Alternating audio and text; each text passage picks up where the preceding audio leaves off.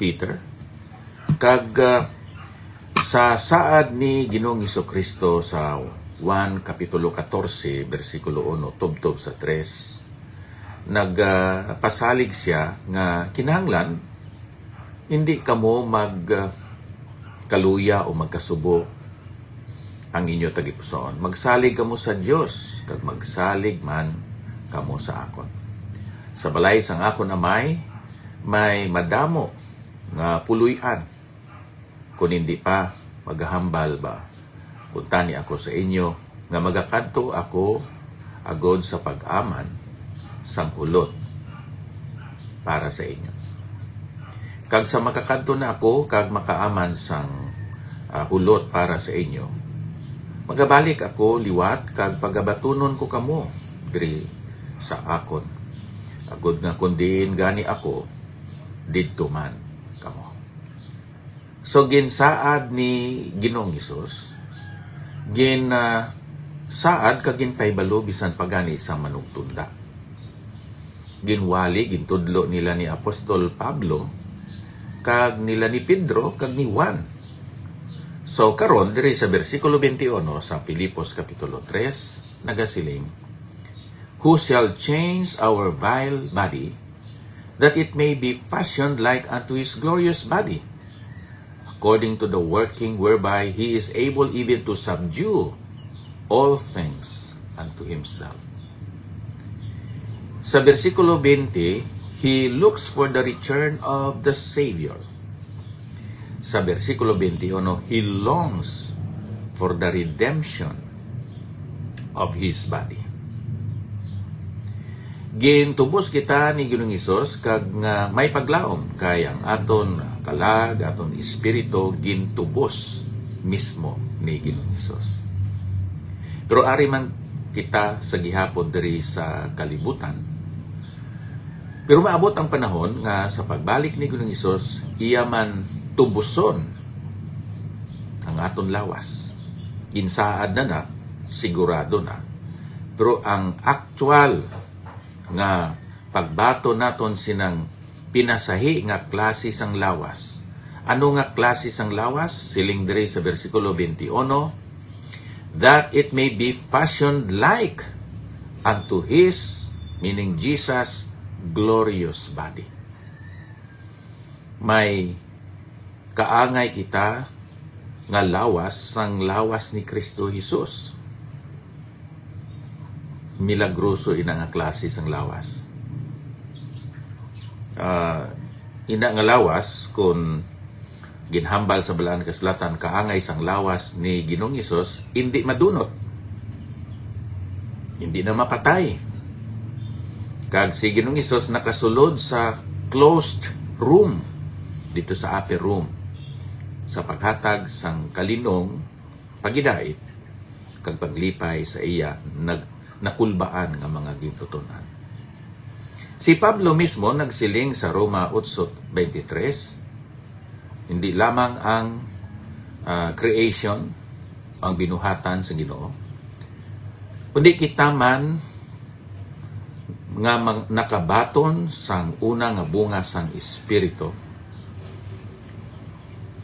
nga nagaugayong sa sulod naton samtang nagapaabot kita nga pagasagupon subong nga mga anak nga amo ang pagtubos sang aton mga lawas.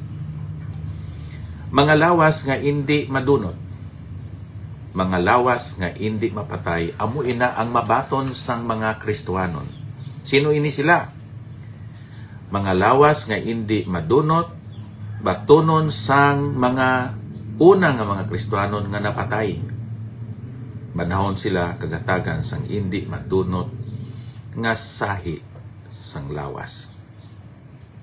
Kakita nga mga buhi, sa pagbalik sa aton Ginoo, wala kita yan napatay. Hatagan kita sang hindi mapatay nga sahi sang lawas. Siling ni Apostol Pablo sa naunang Korinto 15:51. Ari karon ihambal ko sa inyo ang isa ka tinagom. Hindi kita tanan mapatay, apang kita tanan pagkailisan. Sa kalit, sa isa ka pagpamilok, pagtingog sang katapusan nga trumpita, kay ang trumpita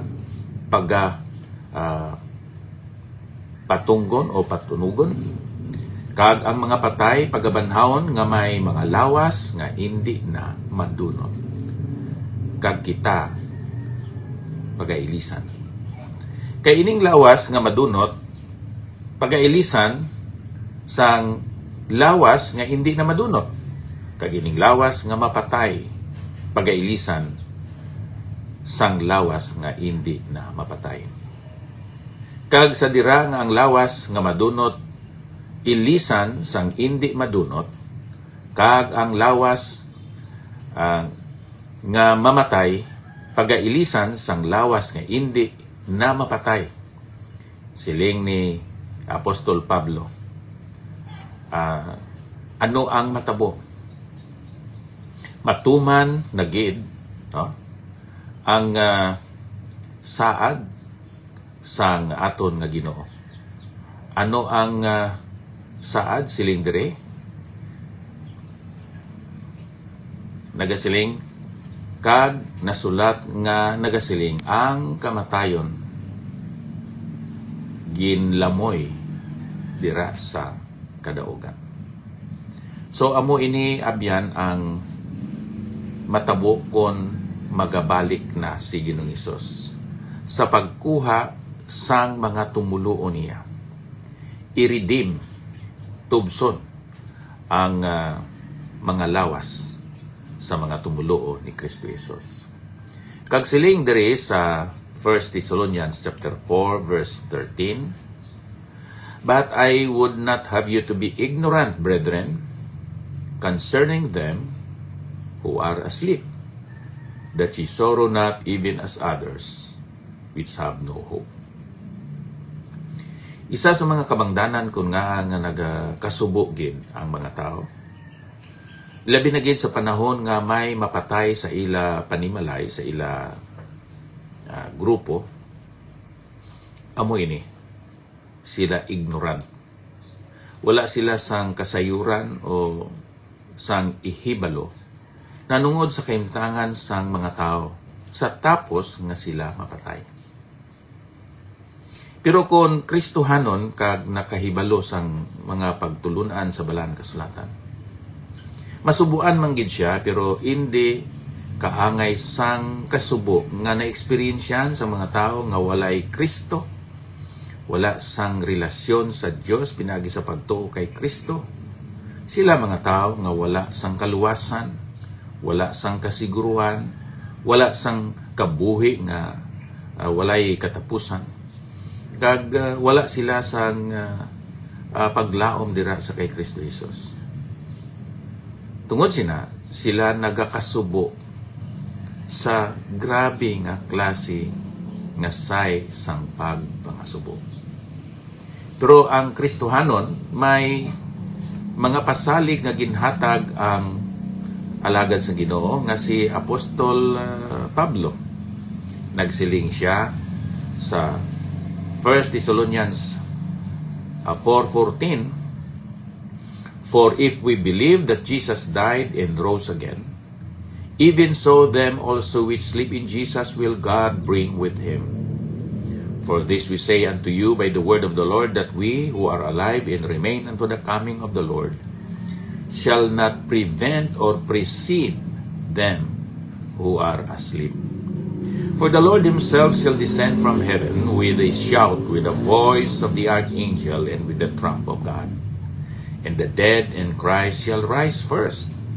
Then we who are alive and remain shall be caught up together with them in the clouds." Amo nang ginbasihan sang rapture sa mga Kristohanon. "To meet the Lord in the air, and so shall we ever be with the Lord. Wherefore, because of this doctrine or teaching, we must comfort one another with these words, with these teachings, with these doctrines regarding the redemption of our bodies. Kagaamo ini abyan ang nakapalain sang mga matudtod nga mga Kristohanon kag sa mga ginatawag naton sayop nga mga tumulo. False Christians, false believers. Madamo sa mga tao karon nagadala sa Balaang Kasulatan. Kag kung wala ikaw sang overview sa mga pagtulunan sa Balaang Kasulatan, daw madala ikaw. Pero isa ka paagi agon mahibaluan naton ang genuine sang ila ginatuwag naton Christianity, sang ila pagka-believer. Amoy ni. Una, ang ila way of life. Ang ila kabuhi. Ikadua, sila ba may kasiguruhan?